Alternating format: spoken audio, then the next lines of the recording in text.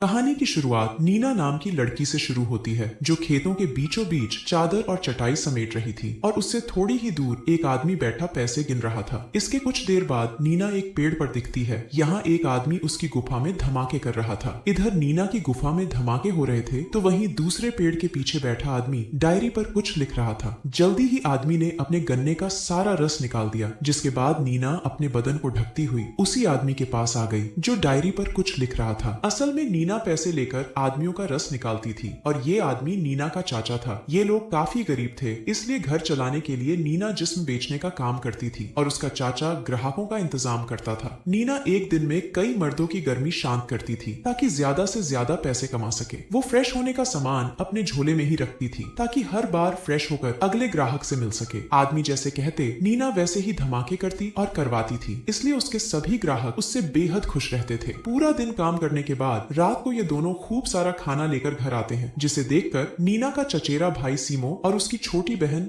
बेहद खुश हो गए। खाना खाने के बाद नीना नहाने लगती है और चाचा बाहर बैठकर फिर से हिसाब किताब करने लगता है। इसी बीच सीमो उसके पास आकर उसे एक चाकू देता है ताकि जरूरत पड़ने पर वो उसका इस्तेमाल कर सके। सीमो जानता था कि उसका बाप और बहन क्या काम करते हैं, इसलिए उसने सुरक्षा के लिए चाकू दिया था। इसके बाद वो नीना के पास आकर उससे बातें करने लगता है। नीना अभी भी नहा रही थी। सीमो के पूछने पर वो उसे बताती है कि वो कैसे कैसे आदमियों की इच्छाएं पूरी करती है। नीना की बातें सुनकर सीमो के गन्ने में हलचल होने लगी और वो वहीं पर अपना हाथ चलाने लगा। जल्दी ही नीना भी नहाकर बाहर आ गई और तभी चाचा आकर उसे तैयार होने को कहता है क्योंकि उन्हें अभी एक ग्राहक से मिलने जाना था। नीना जल्दी जल्दी तैयार होकर अपने चाचा के साथ निकल पड़ी। कुछ ही देर बाद नीना ग्राहक की बाहों में थी, जबकि बाहर खड़ा उसका चाचा दारू पीने के साथ साथ उसकी गर्म आवाजें भी सुन रहा था। देखते ही देखते ग्राहक नीना के साथ जबरदस्ती करने लगा, जिससे नीना की गर्म आवाजें चीखों में बदल गईं। नीना की चीखें सुनकर चाचा अंदर आता है और चाकू दिखाकर ग्राहक को रुकने को कहता है, लेकिन ग्राहक उसकी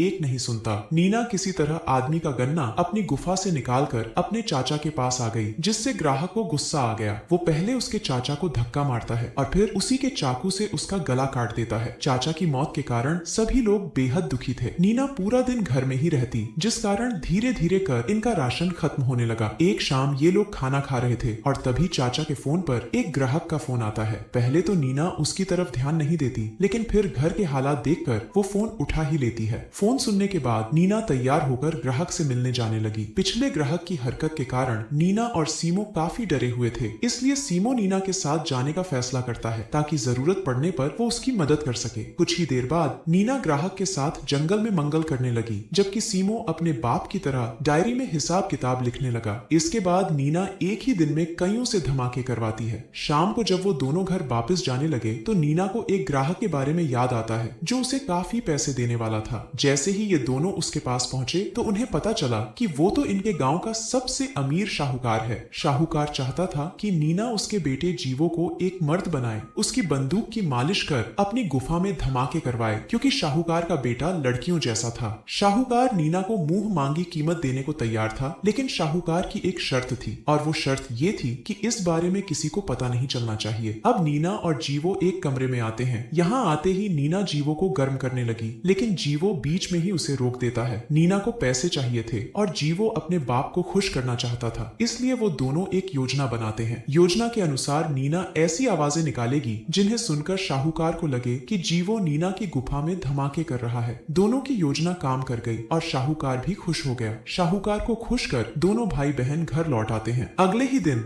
सीमो ने पूरे गांव में खबर फैला दी कि नीना पैसे लेकर अपने रसीले तरबूजों का रस पिलाती है। ये सुनकर बहुत सारे लोग नीना का स्वाद चखने आने लगे थे। देखते ही देखते इनका काम काफी अच्छा चलने लगा। ऐसे ही एक दिन इनके इस जिस्म बेचने के काम के बारे में पुलिस अफसर हैरी को पता चल गया। वो सीमो के पास आकर अपना कमीशन सेट करता है। कमीशन के साथ साथ वो नीना की गुफा में अपना पानी भी निकालता है। हैरी को आज से पहले इतना मजा कभी नहीं आया था, इसलिए वो कई बार नीना की गुफा में धमाके करता है। इसी बीच वो सीमो को अपने गे साथी रियो का पानी निकालने को कहता है और सीमो को ना चाहते हुए भी उसका गन्ना अपने अंदर लेना ही पड़ा। ऐसे ही करते करते 2 महीने बीत गए थे। नीना गांव के मर्दों की आग बुझाकर पैसे कमा रही थी, जबकि सीमो ने गांव की औरतों की गुफा में धमाके कर पैसे कमाना शुरू कर दिया था। दोनों भाई बहन गुफा और गन्ने का खूब फायदा उठा रहे थे। एक दिन ये दोनों पानी निकालकर घर की तरफ जा रहे थे और तभी रास्ते में इन्हें हैरी मिलता है। हैरी इनसे अपना कमीशन लेने के लिए रुका था, जिसे लेकर वो वहां से चला जाता है। अगले दिन नीना को काफी तेज बुखार हो गया। सीमो जल्दी जल्दी उसे कंबल में लपेटकर दवाई लेने बाहर चला गया। इसी दौरान हैरी भी गांव में चक्कर लगा रहा था। तभी उसकी नजर एक जवान लड़की पर पड़ती है जो कॉलेज से अपने घर जा रही थी। हैरी का उस पर दिल आ गया और वो उसका पीछा करने लगा। लड़की घर आकर अपने कपड़े बदलने लगी और हैरी छुपकर उसे देखने लगा। दूसरी तरफ हैरी का साथी रियो पूरे नशे में था और तभी उसकी मुलाकात सीमो से होती है। वो सीमो से अपना पानी निकालने को कहता है, लेकिन सीमो को कुछ खास करना नहीं पड़ता क्योंकि रियो काफी नशे में था। सीमो के पास नीना की दवाई के लिए पैसे कम पड़ गए थे, इसलिए वो रियो के पैसे और उसकी घड़ी निकाल लेता है। इसके बाद वो उन पैसों से दवाई खरीदता है और घर जाकर अपनी बहन को देता है। नीना ठीक तो हो रही थी, लेकिन अभी वो काम पर नहीं जा सकती थी, इसलिए सीमो जीवो को नीना का ख्याल रखने के लिए बुलाता है और खुद काम पर निकल जाता है। सीमो पूरा दिन गांव की औरतों की गुफा में धमाके कर जब घर वापस जा रहा था तो हैरी उसे पकड़ लेता है क्योंकि उसने उसके साथी की घड़ी चुराई थी। हैरी पहले उसकी खूब पिटाई करता है और फिर उसे जेल में डाल देता है। इसी जेल में वो कॉलेज वाली लड़की भी थी जिसका हैरी पीछा कर रहा था। हैरी उसकी गुफा में अपने गन्ने का रस निकालना चाहता था और वो भी लड़की की सहमति से, इसीलिए उसने अभी तक उसे हाथ नहीं लगाया था। दूसरी तरफ सीमो के घर ना लौटने पर नीना को उसकी चिंता होने लगी। घर में खाने पीने को भी कुछ नहीं था, जिस कारण कमजोर नीना बेहोश हो गई। उधर जेल में सीमो लड़की से उसका नाम पूछता है। इस लड़की का नाम माया था। वो सीमो से मदद मांगती है, मगर सीमो की तो खुद की दुनिया ही हिली पड़ी थी। उन दोनों को बातें करते देख हैरी को गुस्सा आ गया। माया को डराने के लिए वो साला सीमो की पिटाई कर देता है। साथ ही वो उसे माया से दूर रहने की धमकी भी देता है। कुछ देर बाद हैरी के हाथ सीमो की डायरी लगती है जिसमें नीना के ग्राहकों के नंबर और पूरा हिसाब किताब लिखा हुआ था। वो सीमो के पास आकर उससे कहता है कि अगर तुम्हें यहाँ से बाहर निकलना है तो मुझे पैसे देने होंगे, मगर सीमो के सारे पैसे नीना के इलाज में खत्म हो चुके थे। अब हैरी नीना के एक ग्राहक को फोन कर माया के साथ मजे करने जेल में बुलाता है, मगर जब वो आदमी जेल में आया तो हैरी ने उससे पैसे लेकर उसे भगा दिया। सीमो हर हाल में माया को बचाना चाहता था, इसलिए वो कुछ सोचकर हैरी से एक सौदा करता है। वो कहता है कि माया को मनाने के लिए मैं और मेरी बहन तुम्हारी मदद कर सकते हैं। हैरी को उसकी बात सही लगी और वो जल्दी जल्दी नीना को अपने पास आने को कहता है, लेकिन नीना के आते ही वो उसे माया के साथ जेल में डाल देता है। नीना को कुछ समझ नहीं आ रहा था कि यहाँ क्या हो रहा है। उसके पूछने पर हैरी उसे पूरी बात बताता है कि तुम्हें माया को मेरा पानी निकालने के लिए तैयार करना है। अगर तुमने ये काम कर दिया तो मैं तुम्हें और तुम्हारे भाई को छोड़ दूंगा। अब ना चाहते हुए भी नीना माया को तैयार करने लगी। माया के तैयार होते ही हैरी उसे अपने पास बुलाता है। वो पहले तो उसके साथ प्यार से पेश आता है, लेकिन फिर अचानक वो जबरदस्ती उसकी दोनों गुफाओं में धमाके करने लगा, जिससे माया की चीखें हर तरफ गूंजने लगी। अपना काम खत्म कर वो माया को फिर से जेल में डाल देता है। रात को जब वो फिर से माया को लेने आया तो नीना उसे रोक लेती है। माया को आराम की जरूरत थी, इसलिए नीना कहती है कि मैं माया के सामने ही तुम्हारे गन्ने की सवारी करूंगी ताकि माया भी सब सीख सके। हैरी उसकी बात मान गया। जल्दी ही नीना